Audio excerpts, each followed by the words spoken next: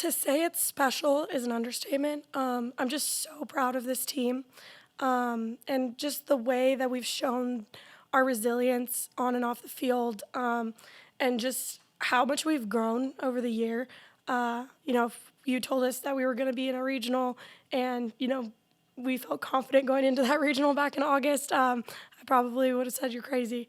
But now, looking at how this season has gone, and just the growth overall in our bats, in our pitching, in our defense. It's just going to be awesome, and it's going to be so special. I'm so excited to do it because I think that it's bittersweet that it's the last time that I'll be playing in a postseason as a college player. But at the same time, going into battle with these girls is everything I could have asked for my last season. So I can't wait. And for your last season to play for a coach who played, I believe, with your grandmother in the Olympics, what's this season been like to play with someone who's a family friend and maybe consider you an extended family? Yeah, I definitely consider her extended family. I've been around Coach Dot since I was a baby, before I even knew who she was.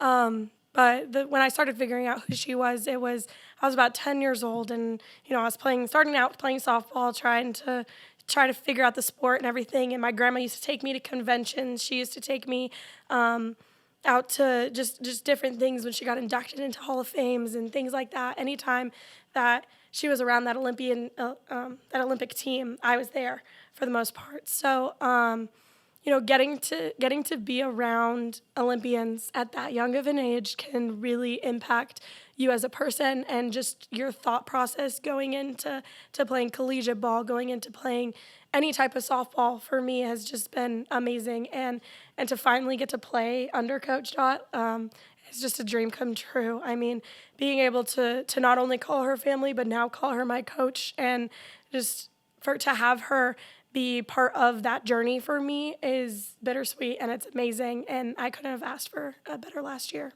Coach said that not only that the growth on the field, but you've had some tremendous growth off the field this year, that you accepted Jesus and you were baptized about a month ago. Yeah. What's that process been like to come to Liberty and to have that sort of personal journey? Yeah, so when I first came to Liberty, I didn't really know a lot about the Christian faith. I didn't grow up a Christian. It was very, very different for me coming in, I would say. But I was open arms. I wanted to learn everything there was about Christianity, just about my faith and how I could get closer with God and everything. And being able to do that in a safe space where Coach welcomes questions. She welcomes you to be able to learn about who God is and what your relationship is with Him, because not everyone's relationship is the same. And so being able to sit back and really develop that relationship on my own, and then to get baptized about a month ago, it was just amazing. I mean, you could see God working through me. You could see, I've had so many people tell me just how happy I am here, and just the difference that this program has made in my life and in people's lives around me, and the growth in my faith alone is something that I will take away from this program forever.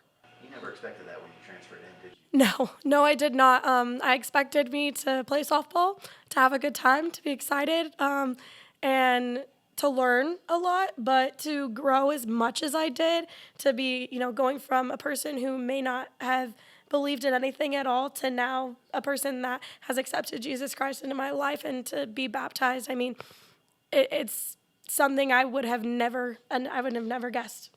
You talked about being around the Olympic team growing up and whatnot.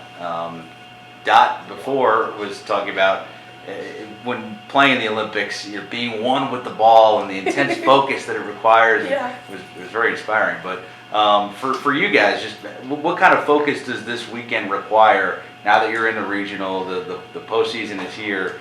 Does that heighten? How much does that intensity kind of rise, and how do you maybe bring the energy up to meet? Yeah, so I would definitely say from a freshman standpoint to a senior standpoint is very, very different.